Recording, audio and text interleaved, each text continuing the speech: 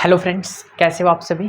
आज भाई आप बीएससी फर्स्ट ईयर की जो बुक है अलजेब्रा, उसका चैप्टर नंबर 7 स्टार्ट करने वाले हैं, relation between the roots and the coefficient of equation. अब चैप्टर स्टार्ट करने से पहले कुछ बेसिक बातें हैं, जैसे कि पोलिनोमियल क्या होता है, कांस्टेंट टर्म कौन सी होती है, वेरिएबल टर्म कौन सी होती है, कोफिशिएंट क्या होता है, इन सब के बारे में आप लोगों को पता होना चाहिए। तो जनरली भाई पोलिनोमियल अपने पास 3 चीज़ों से बनता है, कांस्टेंट टर्म, वेरिएबल टर्म और कोफिशिएंट। अगर मैं इन तीनों को कंबाइन कर देता हूँ तो मेरे पास क्या आ जाता है, पोलिनोमियल आ जाता है। अब कांस्टेंट टर्म क्या होती है, जिसकी वैल्यू क्या हो, फिक्स्ड हो, वैल्यू क्या हो, फिक्स हो। उसके बाद वेरिएबल क्या होती है भाई, जिसकी वैल्यू क्या हो, चेंज हो, या लिख सकते हैं note fix value, note fix value, ठीक है। उसके बाद कोफिशिएंट क्या होते हैं वो आप लोगों को मैं एग्जांपल से समझाता हूँ। ये अपने पास कोई भी इक्वेशन है 7x² + 4x + 3। अब यहाँ पर क्या होता है भाई, कांस्टेंट, कोफिशिएंट और वेरिएबल मैं आप लोगों को बताने वाला हूँ। जनरली यहाँ पर देखो 7x² + 4x + 3, तो इसके अंदर 3, 4 और 7 ये मेरे पास क्या हो जाएंगे भाई, कांस्टेंट। उसके बाद जो ये x है, यानी कि x की वैल्यू अपने को नहीं पता, जिसकी वैल्यू अपने को नहीं पता अकॉर्डिंग टू इक्वेशन चेंज हो, उनको क्या बोलते हैं, वेरिएबल बोलते हैं। तो इसके अंदर जो मेरे पास x² और x है, ये क्या हो जाएंगे, ये मेरे पास वेरिएबल हो जाएंगे। अब बात आती है कोफिशिएंट क्या होते हैं, तो 7 और 4 को आप क्या बोलेंगे, कोफिशिएंट बोलेंगे। तो एक मन में डाउट आ सकता है कि आपने 7 और 4 को कांस्टेंट भी बोल दिया, अब 7 और 4 को आप कोफिशिएंट भी बोल रहे हो। तो ध्यान से सुनना, x² का कोफिशिएंट क्या है, ये x² का कोफिशिएंट क्या है, 7, x का कोफिशिएंट क्या है, 4, ठीक है। तो इस तरह से आप लोगों को कांस्टेंट, वेरिएबल और कोफिशिएंट के बीच में डिफरेंस पता होना चाहिए। 7, 4, 3 क्या है, कांस्टेंट है, 7 और 4 क्या है, कोफिशिएंट। कैसे कोफिशिएंट, x² का कोफिशिएंट क्या है, 7, ये x² का कोफिशिएंट क्या है, 7, x का कोफिशिएंट क्या है, 4। तो ये बेसिक बातें थी जिनका आप लोगों को पता होना चाहिए। अब बात आती है N expression of the form, यानी कि अब आप जो बीएससी के अंदर पढ़ना है वो करने वाले हैं। तो अब आप लोग जो पोलिनोमियल की जनरल इक्वेशन है वो करने वाले। अभी तक क्या कर रहे थे, x की पावर 1 है तो लीनियर, x की पावर 2 है तो क्वाड्रेटिक, x की पावर 3 है तो क्यूबिक। अब आप इस चैप्टर के अंदर जर्नल इक्वेशन करेंगे पोलिनोमियल की, ठीक है। पोलिनोमियल, जर्नल पोलिनोमियल क्या होती है, जर्नल इक्वेशन ऑफ पोलिनोमियल क्या होती है, ठीक है। तो स्टार्टिंग करते हैं, an expression of the form a0 x की पावर n + a1 x की पावर n-1 + a2 x की power n-2 plus up to an। जो इस तरह की फॉर्म होती है इसको आप क्या बोलते हैं भाई, जर्नल फॉर्म बोलते हैं। किसकी, पोलिनोमियल की। एक बारी देखो, a0 x की पावर n + a1 x की पावर n-1 + a2 x की power n-2 up to an। जो ये अपने पास इक्वेशन होती है इसको क्या बोलते हैं, जर्नल पोलिनोमियल। क्या बोलते हैं, जर्नल पोलिनोमियल। अब बात आती है यहाँ पर जो a0, a1, a2, an क्या है, कांस्टेंट है। मैंने लिख दिया कोफिशिएंट भी है। कोफिशिएंट क्यों है, तो देखो यहाँ पर जो x की पावर n है इसका कोफिशिएंट क्या है, a0, x की पावर n-1 का कोफिशिएंट क्या है, a1, x की पावर n-2 का कोफिशिएंट क्या है, a2। तो ये मेरे पास क्या हो गए, कांस्टेंट और कोफिशिएंट हो गए। उसके बाद वेरिएबल क्या है, तो x, पूरी इक्वेशन में वेरिएबल क्या है, x, तो x क्या हो गया मेरे पास, वेरिएबल हो गया, ठीक है। तो ये मेरे पास क्या है, एक पोलिनोमियल है nth डिग्री का। अब डिग्री क्या होती है थोड़ी देर में बात करते हैं। उसके बाद बात आती है जर्नल इक्वेशन क्या होती है, जब आप पोलिनोमियल को इक्वल टू 0 पुट कर देते हैं। ये मेरे पास क्या थी, पोलिनोमियल थी। जब आप पोलिनोमियल को इक्वल टू 0 पुट कर देते हैं तो अपने पास क्या बन जाती है भाई, जर्नल इक्वेशन बन जाती है, ठीक है। अब होगा क्या, जो ये वाली पूरी टर्म है ना, जो ये वाली पूरी टर्म है इसको जर्नली आप fx से डिनोट करेंगे, ठीक है। किससे डिनोट करेंगे, fx से डिनोट करेंगे। तो मैंने क्या किया, इसको इक्वल टू 0 पुट कर दिया। अब मैं इसको लिख रहा हूँ fx, तो fx = 0। अगर मैं पोलिनोमियल को इक्वल टू 0 कर देता हूँ तो मेरे पास क्या बन जाएगी भाई, जर्नल इक्वेशन बन जाएगी। अब बात आती है डिग्री ऑफ एन इक्वेशन क्या होती है। तो डिग्री के लिए ध्यान से सुनना, highest power of the variable x occurring in the equation. तो ध्यान से सुनो, x की जो हाईएस्ट पावर होती है, x की हाईएस्ट पावर होती है उसको क्या बोलते हैं, डिग्री बोलते हैं। फॉर एग्जांपल देखो, ये एग्जांपल लिखा हुआ है 3x³ + x² + 4x + 1। तो इसकी डिग्री क्या होगी, जो वेरिएबल है उसकी हाईएस्ट पावर क्या है, वेरिएबल की हाईएस्ट पावर क्या है, 3।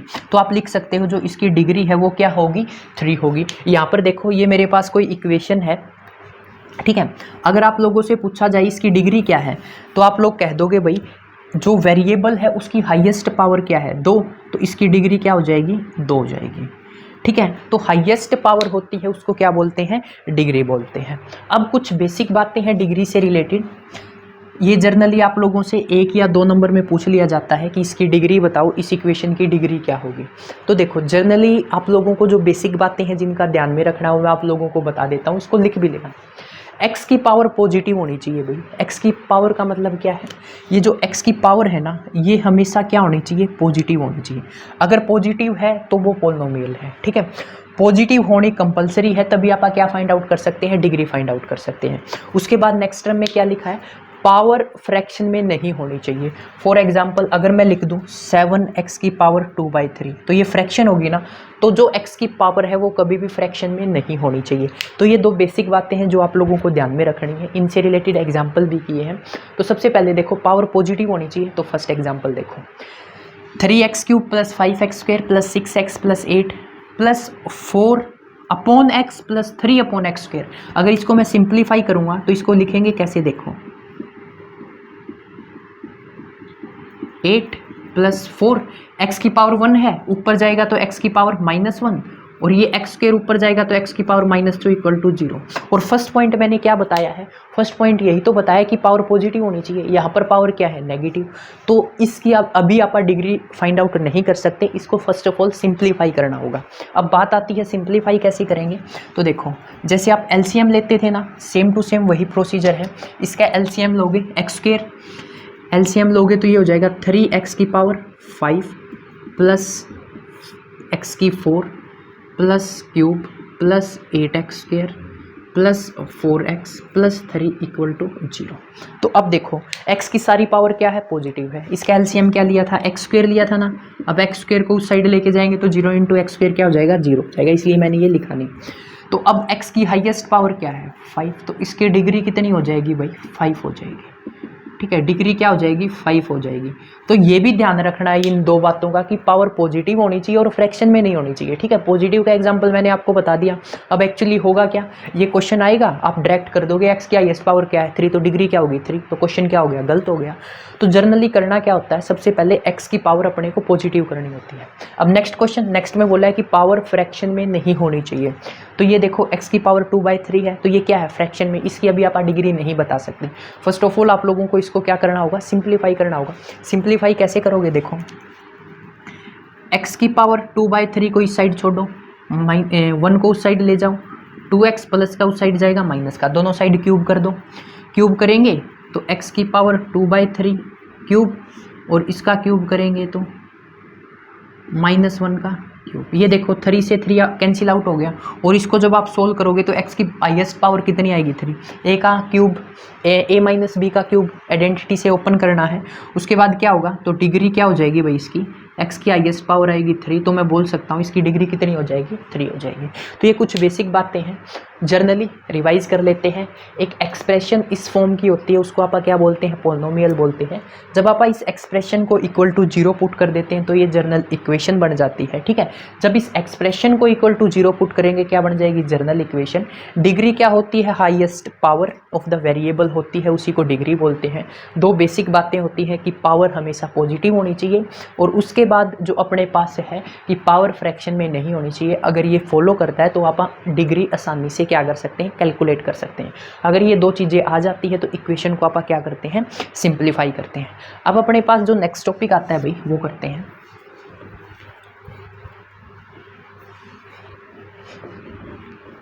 स्क्रीनशॉट लेना चाहो तो इसका स्क्रीनशॉट ले सकते हो। नेक्स्ट टॉपिक आता है भाई अपने पास कंप्लीट एंड इनकम्प्लीट इक्वेशन। क्या आता है, कंप्लीट एंड इनकम्प्लीट इक्वेशन। ठीक है, अब जर्नली होगा क्या, कंप्लीट इक्वेशन किसको बोलेंगे, इनकम्प्लीट किसको बोलेंगे, ध्यान से देखना। सबसे पहले बात कर लेते हैं कंप्लीट इक्वेशन के बारे में। कंप्लीट इक्वेशन, अब एक चीज़ बताओ भाई, मैं एक इक्वेशन लिखता हूँ 3x की पावर 3 + 2x² + x + 1 = 0। सबसे पहले आप लोग मेरे को इसकी डिग्री बताओ भाई, डिग्री क्या है इसकी, आप लोग कहोगे इसकी डिग्री कितनी है, 3 है। तो एक चीज़ देखना भाई, सबसे पहले x की पावर 3 है, फिर x की पावर 2 है, x की पावर 1 है और x की पावर क्या है 0, 3 2 1 0। अगर ये वाला सीक्वेंस फॉलो होता है, कोई भी जैसे टर्म है, सबसे पहले क्यूब है, फिर स्क्वायर है, फिर 1 है, फिर 0 है, अगर ये सारी टर्म है तो मैं किसी भी इक्वेशन को क्या बोल दूंगा, complete equation. For example 3x की पावर 5 प्लस 3x की 4, x cube 2x square plus x plus 1 equal to 0। अगर ये वाला सीक्वेंस फॉलो होता है, सबसे पहले डिग्री क्या है 5, x की पावर 5 है, x की पावर 4 है, x की पावर 3, x का स्क्वायर है, x की पावर 1, x की पावर 0। तो ये मेरे पास डिग्री कितनी हो जाएगी भाई, डिग्री होगी इसकी 5 और सारी टर्म क्या है इसके अंदर है, तो मैं इस इक्वेशन को क्या बोल दूंगा, कंप्लीट इक्वेशन। अब बात आती है इनकम्प्लीट इक्वेशन क्या होगी भाई, इनकम्प्लीट इक्वेशन के अंदर देखो बीच वाली कोई भी टर्म गायब कर देगा, ठीक है, बीच वाली कोई भी टर्म गायब कर दी। देखो क्यूब से कहाँ पर आ रहा है x की पावर 1, तो x स्क्वायर की टर्म नहीं है, तो इसको मैं क्या बोल दूंगा भाई, इनकम्प्लीट इक्वेशन बोल दूंगा। फॉर एग्जांपल यहाँ पर देखो x क्यूब वाली जो टर्म है उसको क्या कर दिया, बीच से गायब कर दिया, तो इक्वेशन क्या कहलाती है, इनकम्प्लीट इक्वेशन कहलाती है, ठीक है। उसके बाद आता है roots of equation. Next topic है भाई अपने पास रूट ऑफ इक्वेशन, ठीक है, मैं इसको रफ कर रहा हूँ भाई।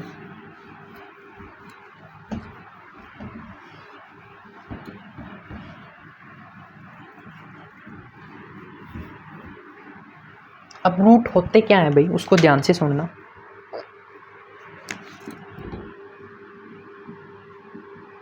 Roots of a equation. अब सबसे पहले तो आप लोगों को पता होगा कि जनरल इक्वेशन होती क्या है, जब मैं अपने पास जो fx है उसको मैं इक्वल टू 0 पुट कर देता हूं तो मेरे पास क्या आ जाती है भाई, इक्वेशन आ जाती है। fx क्या है मेरे पास,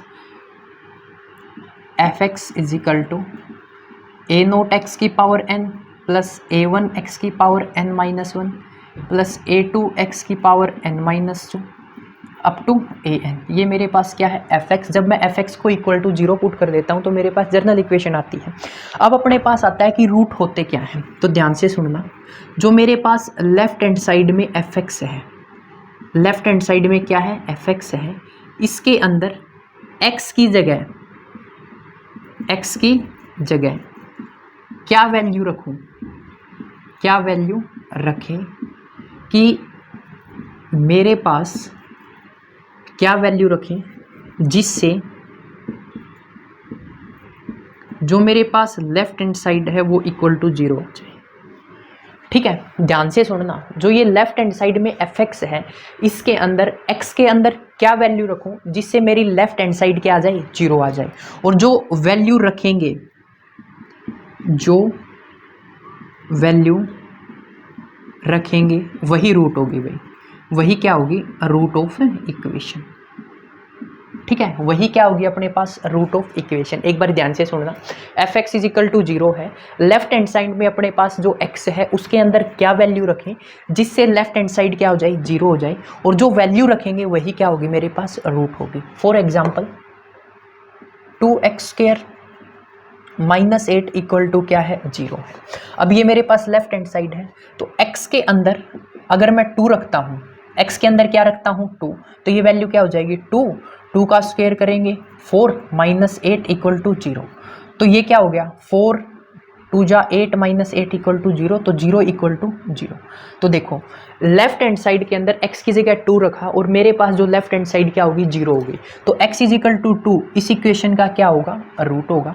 उसके बाद x की जगह अगर मैं -2 रखता हूँ तो -2 रखो, 2 इंटू -2 का स्क्वायर माइनस 8 इक्वल टू 0, तो -2 का स्क्वायर क्या होगा 4 इंटू 2 8 माइनस 8 क्या हो गया 0, तो ये भी क्या आ गया 0। तो अगर x की जगह क्या वैल्यू रखी -2 जिससे लेफ्ट हैंड साइड क्या होगी 0, तो -2 को क्या बोलेंगे, रूट बोलेंगे। तो इस इक्वेशन के 2 रूट आ गए, ठीक है। क्या आ गए, x इज इक्वल टू 2 और x is equal to -2 are the roots of the given equation. अब बात आती है किसी भी इक्वेशन के कितने रूट होंगे, जितनी उसकी डिग्री होगी उतने उसके रूट होंगे। फॉर एग्जाम्पल अगर x की हाईएस्ट पावर 5 आती है तो मेरे पास जो रूट है वो कितने आएंगे भाई, 5 आएंगे। रूट कितने आएंगे, 5 आएंगे। अगर x की हाईएस्ट पावर उसको क्या बोलेंगे, डिग्री, अगर डिग्री 4 है तो रूट कितने आएंगे भाई, 4 आएंगे। अगर x की हाईएस्ट पावर 3 है तो रूट कितने आएंगे, 3 आएंगे, ठीक है। रूट कितने आएंगे, 3 आएंगे। तो ये बेसिक चीज़ थी किसके बारे में, रूट्स ऑफ इक्वेशन के बारे में। अब अपने पास नेक्स्ट टॉपिक आता है डिवीजन एल्गोरिथम। नेक्स्ट टॉपिक क्या आता है भाई? Division algorithm. अब ये क्या होता है वो मैं आप लोगों को बताता हूँ।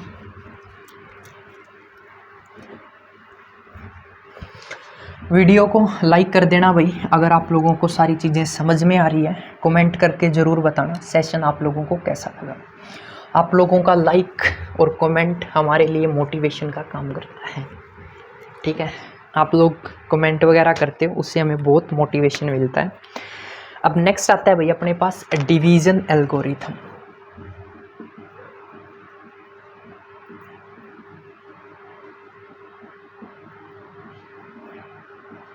इसकी एक डेफिनेशन है वो मैं सबसे पहले लिख लेता हूँ। If g f x and g x are two polynomial, if f x and gx are two non-zero polynomial,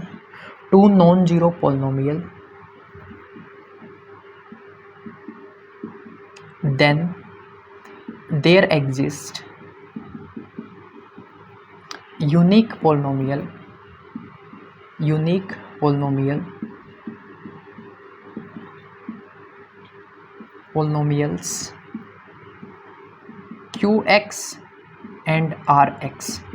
qx and rx such that, कैसे एग्जिस्ट करेंगे? f of x is equal to g x into q x plus r x. अब ये क्या लिख दिया, ठीक है, f x is equal to g x into q x plus r x. अब डिवीजन एल्गोरिथम क्या बोलती है? एफ एक्स और जी एक्स अपने पास टू नॉन जीरो पोलिनोमियल है, तो आप क्या बोल देंगे? Then there exist unique polynomial q x and r x such that. कैसे एग्जिस्ट करेंगे? F x is equal to q x into g x, ठीक है, ये दोनों टर्म प्लस आर एक्स। अब होता क्या है मैं आप लोगों को एक एग्जाम्पल से समझाता हूँ। ये मेरे पास डिवीज़न करते थे ना आप छोटी क्लासेस में, जैसे कि 64 को डिवाइड करना है आप लोगों को 5 से, तो कैसे डिवाइड करोगे? 5 1 जा 5, 14 बच गया, 5 2 जा 10, ठीक है, यहाँ पर क्या बच गया? 4। ये होता था। अब इसको कैसे लिखते हैं डिवीजन एल्गोरिथम के अकॉर्डिंग? सबसे पहले इसको कंपेयर करेंगे। जो एफ एक्स है मेरे पास उसकी वैल्यू क्या होगी? 64। एफ एक्स की वैल्यू क्या होगी? 64, ठीक है। मैं यहाँ पर लिख लेता हूँ साथ ही साथ। ये मेरे पास क्या होगा? ये मेरे पास एफ एक्स होगा। उसके बाद जिससे डिवाइड करते हैं, जिससे क्या करते हैं? डिवाइड करते हैं, वो मेरे पास होता है जी एक्स। जी एक्स यहाँ पर क्या हो गया भाई? जी एक्स मेरे पास 5 हो गया।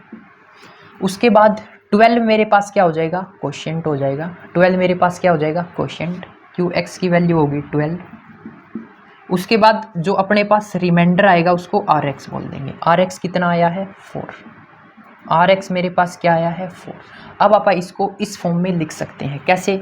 64, एफ एक्स कितना है? 64, जी एक्स कितना है? 5, क्यू एक्स कितना है मेरे पास? 12 प्लस का 4, ठीक है। ये अपन डिवीजन एल्गोरिथम से इसको कुछ इस तरह से लिख सकते हैं।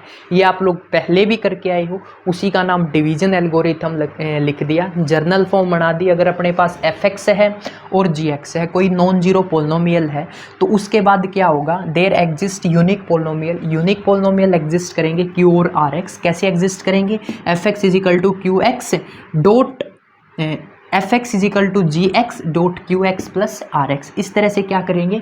दो पोलिनोमियल एग्जिस्ट करेंगे और अपन इसको कुछ इस तरह से लिख सकते हैं। ये वही बातें हैं जो आप लोग कहाँ पढ़ के आए हो? 10th क्लास में पढ़ के आए थे, ठीक है। अब बात आती है भाई, या तो r x is equal to 0 होगा। R x is equal to 0 मान के चलो, यहाँ पर 60 होता, यहाँ पर क्या होता? 60, यहाँ पर क्या आ जाता? 10 और 2 जा 10, रिमाइंडर कितना बच जाता? 0।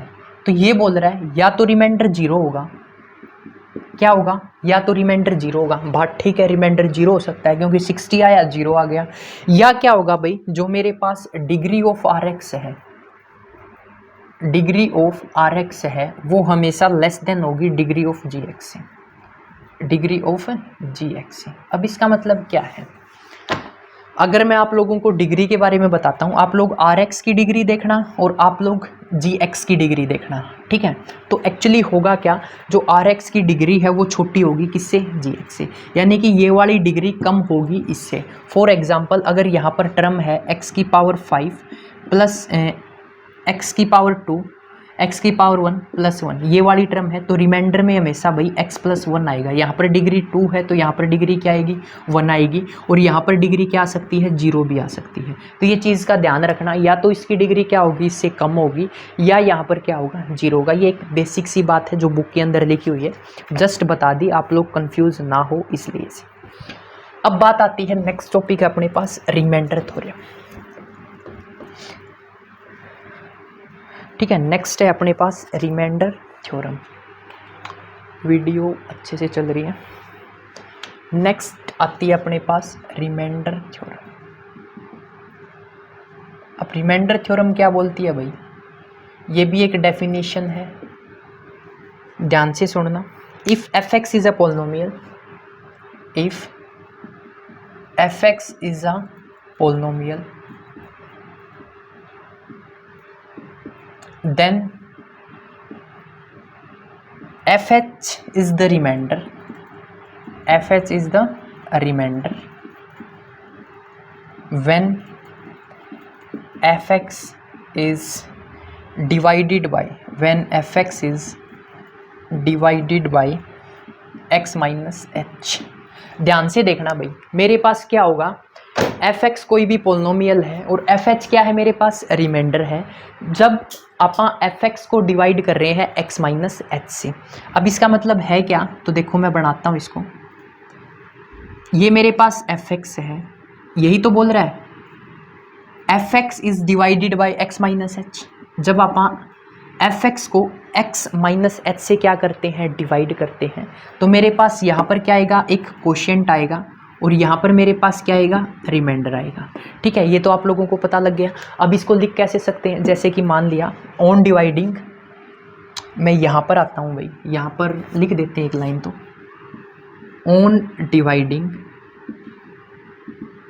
देखो दे क्या रखा था, एफ एक्स को जब आप एक्स माइनस एच से डिवाइड करते हैं, यही मैं लिख रहा हूँ, on dividing F x by x minus H, let qx be the quotient, qx be the quotient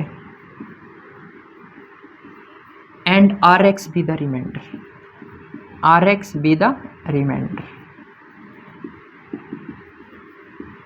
अब एक चीज़ बताओ भाई, जस्ट मैंने किया क्या है, जब मैं एफ एक्स को एक्स माइनस एच से डिवाइड कर रहा हूँ तो मैंने लेट कर लिया क्यू एक्स मेरे पास क्वोशेंट है, आर एक्स मेरे पास क्या है, रिमाइंडर है। अब अकॉर्डिंग टू डिवीजन एल्गोरिथम जो आपने अभी की है, उसके अकॉर्डिंग लिखते कैसे हैं, सबसे पहले एफ एक्स लिखते हैं, एफ एक्स लिख दिया भाई, उसके बाद क्या लिखते हैं, जी एक्स, जी एक्स की वैल्यू क्या है, एक्स माइनस एच, यहाँ पर लिख दी एक्स माइनस एच।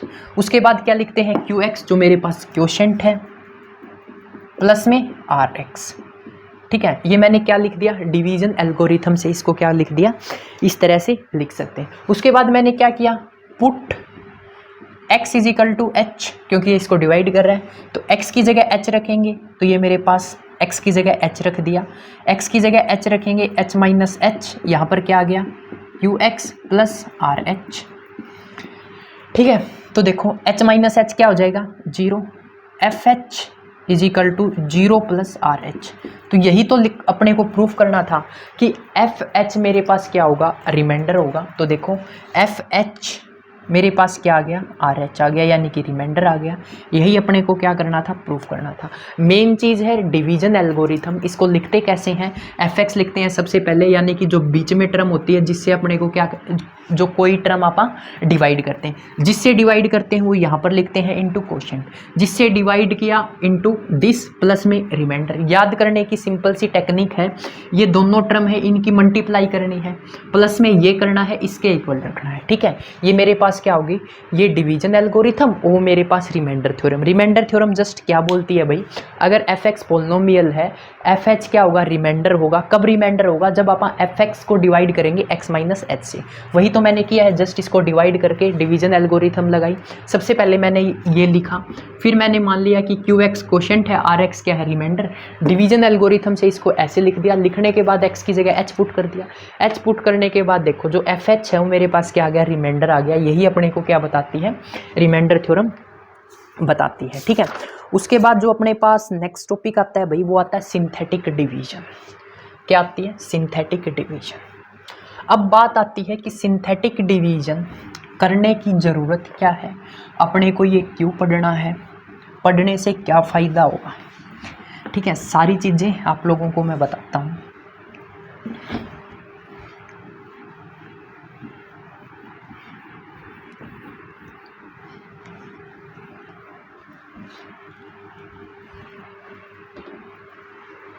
या एक काम करते हैं अपन, सिंथेटिक डिवीजन नेक्स्ट पार्ट में करते हैं। ठीक है, उसके बाद उसके एग्जाम्पल भी हो जाएंगे। तो इस वीडियो में आप एक बार रिवाइज कर लेना, उसके बाद अपन सिंथेटिक डिवीजन करेंगे। Thanks for watching creative study AK, और वीडियो को लाइक करना ना भूलें।